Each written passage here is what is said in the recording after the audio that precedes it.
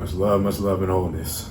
So, this ride's here. It's my last official full day here in Kuala Lumpur, at least for a little while.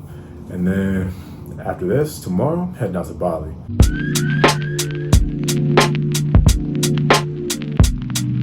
So, about to take the train today, just down there. About to take the train to Botanical Garden. That's kind of near the city center. And then after that, I head up to Batu Caves. So, got a little bit of a full day, full adventure ahead of us. And also, yeah, got my glasses fixed finally.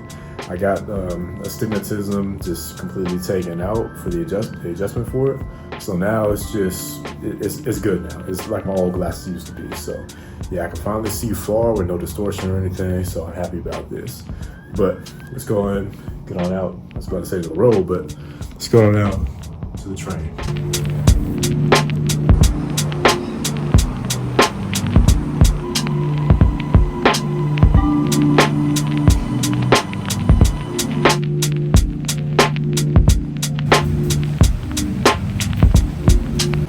Gotta say, public transit is pretty confusing to me right now, at least here in Kuala Lumpur.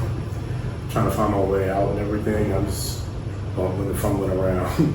We'll get there though, we'll get there eventually. I do not know where the heck I am going now. That's why I just wanted to take a grab, just take the car and just get straight there. I am not familiar with any of this public transit stuff. So, back to the elevator we go. Let's try, I guess let's try LG1. Maybe, I don't know, because since this one is KO Central. So, from LG3 to LG1, I guess. Let's try and see how we get there. Okay, so we made it outside, but it's starting to rain now. So I took my glasses off. I don't even know where I'm at, man. No, I got GPS, but it's very, very confusing to me, but also very, very beautiful.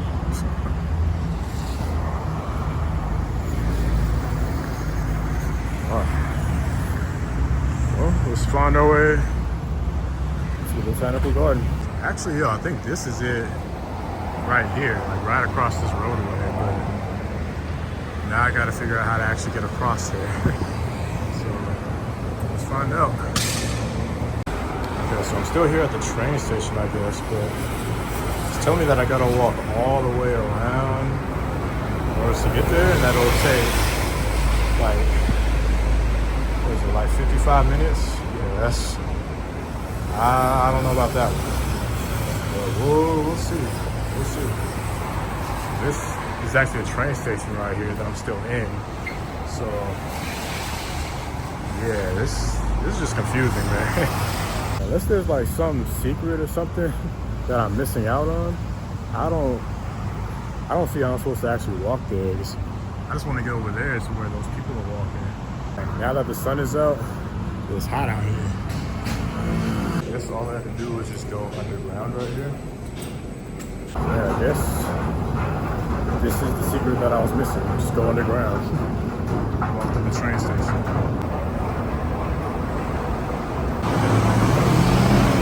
All that I had to do, just had to go underground. That's it. Now we on our way. Really just went from that side of the street underground to this side of the street. So I guess that was the secret I was missing. Okay, so that's what that building is. Maybank building. So that's when I was all lit up that night. And I was walking by, I walked just under. I had no idea it was that. So, it's pretty cool. So yeah, and it looks like all I gotta do is continue walking along this path right here. Hug it, take a left, and then we're good. Just keep at it. I just love all the trees everywhere, man. Like, look at that.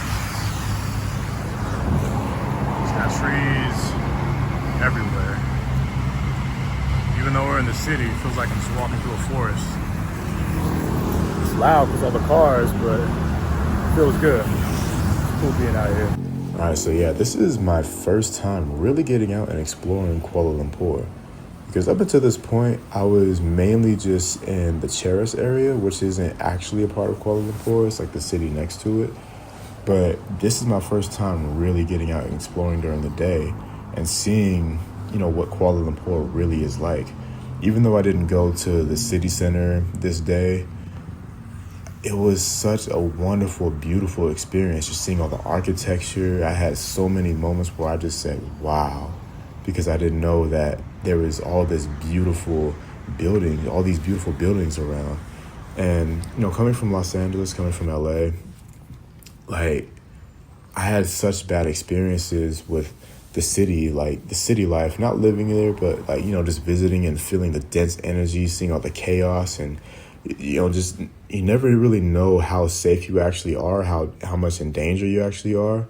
And so coming here to Kuala Lumpur and seeing how calm and feeling how calm and serene it is, even in the city, even though it got loud at times with the cars and motorcycles, I still really enjoyed this city because it's such a different experience from Los Angeles. We'll rest right here because, dang, I'm pretty tired from walking. I've already been walking for like 45 minutes and it's hot out here. It's like 90, 92, 93 degrees out here. So yeah, it's a little workout, but these are the kind of adventures that I love because I get to see and explore things that I wouldn't normally be able to see by car or, even by public transit. Because, you're moving so fast in the car and in the train, but when you're walking, you can just take it all in. Like, this is a planetarium right here. I'm not sure if I'm gonna go in just because I want to get to the botanical garden and I still got to get to the Batu Caves. So, yeah, but this is a cool little area. I might go, actually I'm gonna go inside and explore a little bit. I guess that was a quick enough rest. Yeah, I guess it's inside that building right there. But don't think we have enough time to actually go in there. So just gonna head back down this hill and then let's make our way to the botanical garden. And then probably won't be able to stay there that long, but after that we got the Batu Caves. That's like the main attraction, one of the main attractions out here in Kuala Lumpur. So let's go check it out. So here we are walking with no sidewalk again. I don't know what it is about this place. Sidewalks just abruptly end out of nowhere. It's kind of strange, but then again, there are a lot of places like that in the U.S. as well. So I guess I can't complain. I guess this might be it right here. I don't really know. Actually, let me read this sign right here. Oh, well, gate closed at 6 p.m. All right, well, I don't even know if I'm supposed to be in here right now. It looks beautiful though, so I'm gonna keep going. Okay, I guess I found what I was looking for. This looks like the place to me. There's a lake right there, dead ahead. So, yeah. Guess we done made it. Look at this tree right here. Dang. Yo. This, I have never seen a tree like this. Actually, I think it's many trees. I think those are all separate trunks, but they're all together, growing like that. Dang, that's amazing. So I was just talking about how beautiful the architecture is in the city, but wow, this beauty of nature, wow. Even though this is man-made, but even if you look into like the Amazon rainforest, you'll see that may not necessarily be man-made, but a lot of it has been curated by people to basically be a giant food forest. And, coming here to this botanical garden, this is a very similar thing. It's kind of like landscaping your yard, but this is just on a major scale. And it's just, wow, stunning. So beautiful. See this entrance right here? I wonder if we could take like little paddle boats or something out here. That'd be dope. They do have little boats you can rent. Look at that. That's tight. Yeah, I was about to be like, yo, I gotta go on that, but there's no steps. There's a platform up there, but it looks like it's not finished or something. I don't know, but up there is where we're headed. Yo, another thing that I really, really love about this place is how well everything is built in harmony with nature. Like you see like some of the architecture, like the waterways, everything is built with nature in mind. And that's something that I really, really love and admire about just Kuala Lumpur in general, but especially, Malaysia. Even though I haven't visited all of Malaysia yet, I can tell that just like the mindset here, the mentality is work with nature instead of against it, which is another thing that I really don't like about the US. Because in the US, we tend to just like bulldoze through nature in order to build something that benefits us. But in reality, that doesn't actually benefit us at all. It actually just hurts us in the long run, because when we go against nature, we're also going against ourselves, because we are supposed to be one with nature. We're made of all the same elements. So that's something that I just really, really love about this place, Kuala Lumpur and Malaysia in general, just how well everything is just in harmony. See, now when I say that I want to get out and explore, this is what I mean. And then this part was one of the major highlights for me, because I have never seen in my life in person a Komodo dragon. But growing up watching nature documentaries and stuff, I always wanted to see a Komodo dragon. And just being able to see one, as you're about to see right now, just pop up out of nowhere from the water, like, it's just there chilling, like, and the people, they respect it, they give it its space and everything, and it's just so cool seeing how, nature and humans, as if we're actually separate, which we're really not, but just seeing how nature and humans can actually coexist with one another. Like, this is a dangerous animal, but at the same time, people are just giving it its space. Like, it has the right to be here and exist just as we do. So that's something that I really love, again, about this place. I was not expecting this. Damn.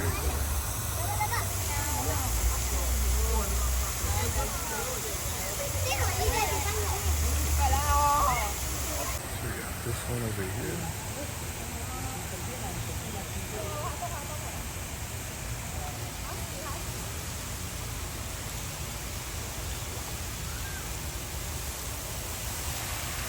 Got this one over here.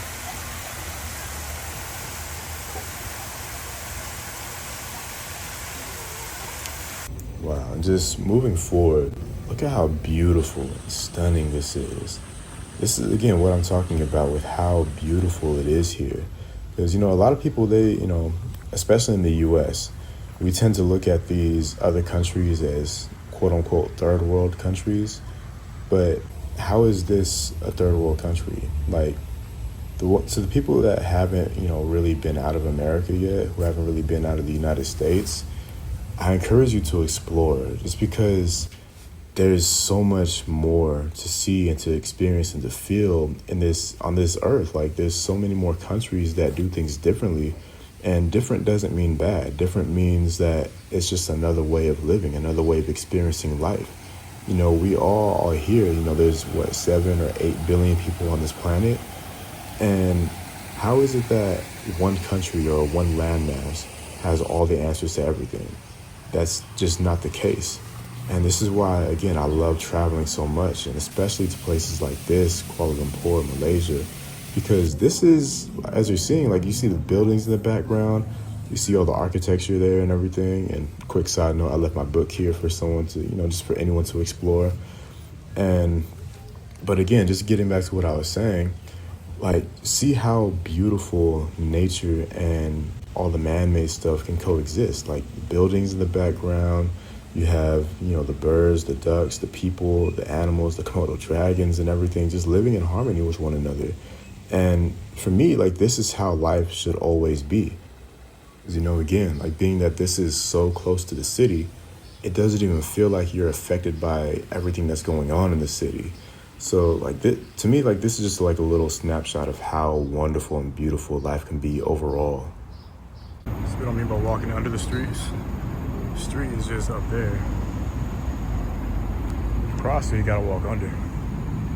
So I think I might have actually gotten in for free. So I went in, I'm pretty sure the wrong way. So I think I just avoided like the front pay desk, but I don't even know. But it was beautiful nonetheless. Now we're back where we started, and gotta figure out where I can call a grab so I can get to the Batu Cave from here. So let's go figure this out. All right, so real quick again, this was an actual museum. I didn't go inside to see everything that it had to show, but just seeing these trains outside, man. Not many people know this, but as a child, I wanted to be a train conductor growing up. I love trains for some reason. I still got to figure out why that is, but wow, just seeing all these trains outside just did something very, very good for my inner child. All right, so the grab is being booked, and now we're on our way to the Batu Caves.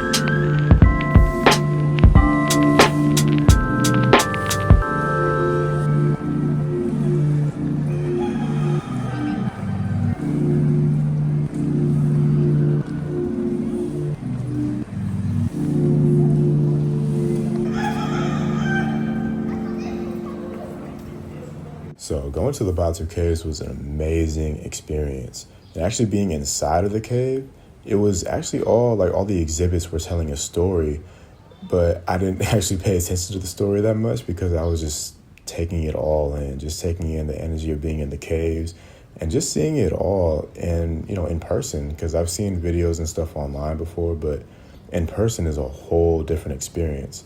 Now, I will say that one thing that I don't like is how commercialized it is, because it's a very big and heavy tourist attraction, right? So there are a lot of people that take advantage of that, and that part I don't really like.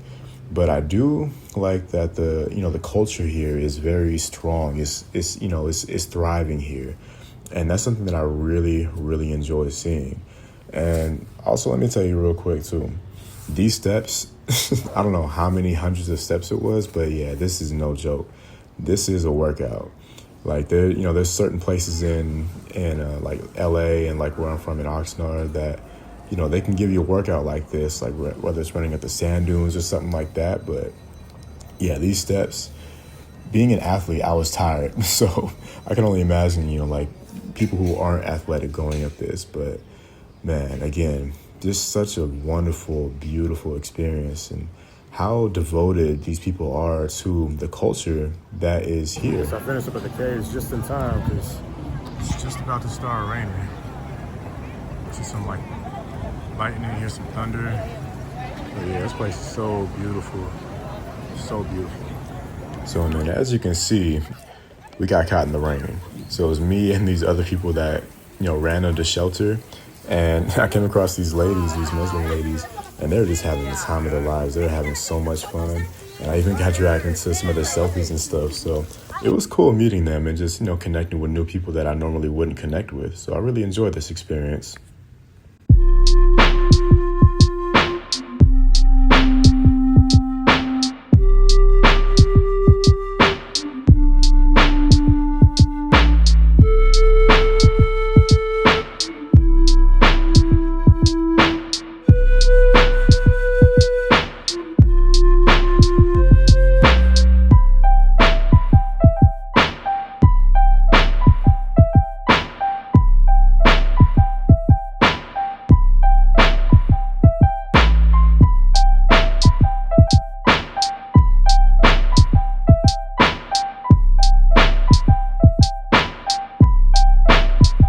Okay, we are back home now for the final night here in Kuala Lumpur, KL.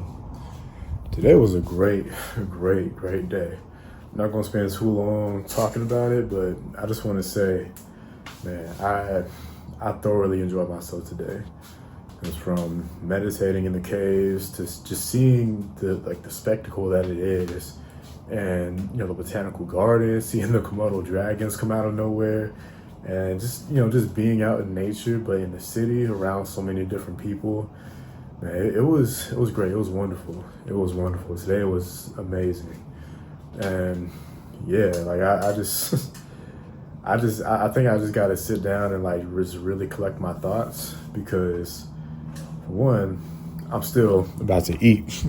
So I got nasi lemak, and it's like one of the most popular dishes here, and it's usually not vegan, but this place, the Hungry Tapper, my favorite place to go to out here in Kuala Lumpur, they serve vegan, everything is vegan there, so they have vegan nasi lemak, and I'm looking forward to trying it. It smells really good, so yeah, might be my next vlog that lets you all know how I like it. But okay, real quick, I gotta interrupt this message to let y'all know that, golly, this is fire. Oh my goodness, man. I am so glad I got this to go, because coming to Kuala Lumpur and looking up like the different vegan restaurants and everything, I kept hearing about nasi lemak. And initially I didn't really want to try, I didn't really care to try. It was like on my radar, but man, just as good as this looks, even though I scrambled it all, tastes even better. Oh my God. I might come here again just to get this food again. But back to the message. This is already smelling good. So Yeah, I'm gonna just go to take a shower. I'm gonna go take a shower. I'm gonna eat, and then I'm gonna take. I was gonna say a nap, but I'm gonna go to sleep after that. Cause man, and I almost ended up at going to a techno club with this girl and her friends that I met at the Hungry Top Herb, and it was like the first time in such a long time that I felt so like open socially that I even considered doing something way out of my comfort zone like that. So that to me is just a sign that I'm healing. And yeah, like I'm healing, I'm shedding so many things that were weighing me down in the past, especially being back home in the United States. So much was weighing me down there without even me realizing it. Like one of them was me looking at myself as less than or not deserving of success. And I didn't even realize that I was looking at myself that way. Cause I've been doing so much. Like I do administrative work for one, my mom, helping her with her business, and then also another client that I have. Then I do day trading, music production, also am building my inner mastery mentorship business. What else do I do? Like there's, literally what I'm doing right now, I'm vlogging. And then I'm gonna be starting my podcast channel up pretty soon. My Sacred Heart Space channel, Razir, used to be known as Razir the Wise One. Before that was the Void of Thought. I'm turning that into my podcasting channel. So I'm getting that going very, very soon too. So it's like, I have so many projects that I'm doing that I'm consistently working on. And when I was back home in the US, I didn't see any success with really any of it. I was still struggling, living, barely even paycheck to paycheck. Like, I'm talking like it was things were tight for me back in the US, where I had to go, days throughout, like not like days consecutively, even though sometimes I did, but I'd miss multiple days throughout each month of like just eating. Like I just basically just do a water fast involuntarily just because things were that tight for me. So I was cooking every single meal, almost every single meal, besides when I went out to maybe like go out with friends or something like that, like maybe once a month, but usually it's like maybe once every few months that I actually went out and did something. So yeah, like things, I was struggling back in California. I really was. So to be out here, to be able to have access to an abundance of delicious food, access to traveling. Like I took the train today, as y'all saw, and that train ride, as I say that, the train's pulling right there. But train from here to the Botanical Gardens, that was only like 73 cents in US dollars. It was only $3 and like 70 ringgit. So yeah, like having that access to do that, and then the Grab that I took, the Grab drivers that I got, they were cheap too. Like they were only the most expensive one was about $7. And that was to go for a pretty long distance, and then the one after that was only $3 or $4. So, and that was still a long distance. So yeah, man, like I'm really enjoying actually being able to live and not have to struggle to survive and be like shut down, like closed off and reserved, just because I have no energy to actually talk to anybody other than things that really matter, like business stuff or showing up for my loved ones. Like those are like the only two things socially that I had like the capacity for, the energy for, when I was living in California. So that's why there's so many times where somebody would text me, or even like I'd text somebody first, but then like after like a day, I just wouldn't really reply, because in my mind, I have the intention to reply, but there's just like so much going on, not just in my mind, but also around me, so much that I'm dealing with, so much that I'm handling, and so much that I'm just pushing through, that I just didn't have the capacity to actually keep up with, different conversations that I was having with different people. So I feel that's changing big time though. It's like, man, like today I felt so much more socially, not just socially active, but like socially open. Because usually I'm like I just said, I'm kind of like antisocial without even really wanting or trying to be. But today I feel like that this was like the evidence of the shift that's going on within myself. So yeah, I'm gonna leave this off here because this has been like this is the culmination of all the healing work and all the rest that I've been getting here in KL, Kuala Lumpur. So yeah, man, like this is a huge breakthrough for me. It's like, even like I mentioned, I met the German girl earlier at the restaurant. Like, we walked in, like she was going to the restaurant before I was. The restaurant was upstairs. I walked up the stairs behind her. She held the door open for me. And I said thank you and everything. The waiter, he thought we were coming in together, but we both said like we're both just table for one, but still sat by each other. And then I struck up conversation, asked her what she ordered and everything, and then heard the accent, and then she told me she's from Germany, and just conversation flowed from there. So usually I wouldn't even do something like that, just because, especially after all the walking and everything I did today, I usually would have no energy to actually talk, initiate conversation. It would have to be like somebody else was initiating with me, and then I would maybe open up to it. But this time I was like, you know what, I felt like there's a reason why we walked in the restaurant at the same time and looked like we actually came together. And I'm not saying that like I wanted to get with her or anything, or she wanted to get with me, but it's like just that it felt like a test of like where I'm at right now, socially and within myself and my healing.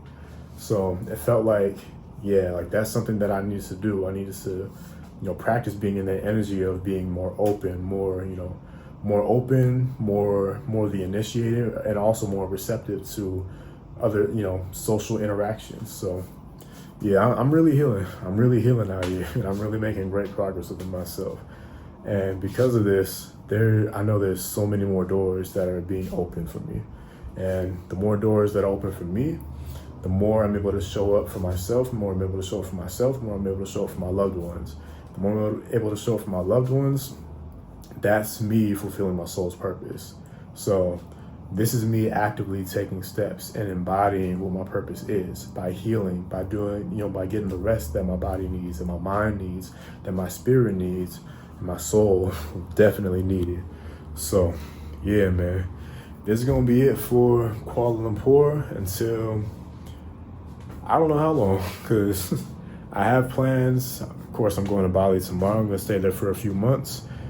But after that, plan on going back home to the US for like 2 weeks to a month, just to visit family and friends, and also go to a show that somebody I know is having at the Blue Note. And if you're watching this and you know who I'm talking about, yeah, you know I'm gonna be up in there. So yeah, making a special trip for that and to visit family and friends. And then after that, it's either coming back here to KL or going to Vietnam. But I know I'm gonna be back in KL at some point. But I know I'm for sure going to Vietnam after I get back, after I go to the US. So how it plays out, we'll see. That's part of the journey. So I'm Razir, also known as Razir the Wise One. This is the path of a wise one. And next up, the next story arc, Bali, Indonesia. Okay, so bags are packed. Everything's set to go. Just gotta grab the last few things, but say goodbye to this view. And say goodbye to Kuala Lumpur. The time here was great, but now it's time to head out to Bali.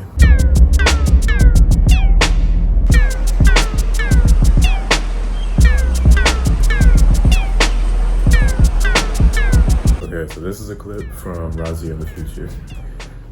Just giving a quick little preview here in Bali now. The view is beautiful from my window. Yeah, I just wanted to say, but things in Bali did not go as expected. They did not go as expected upon arriving. So I'll show y'all what I mean, but man, from nightmares to daydreams for real. So y'all just stay tuned for the next vlog. I'm gonna have that up pretty soon as I can. So yeah, I'll see y'all in the next one. Much love.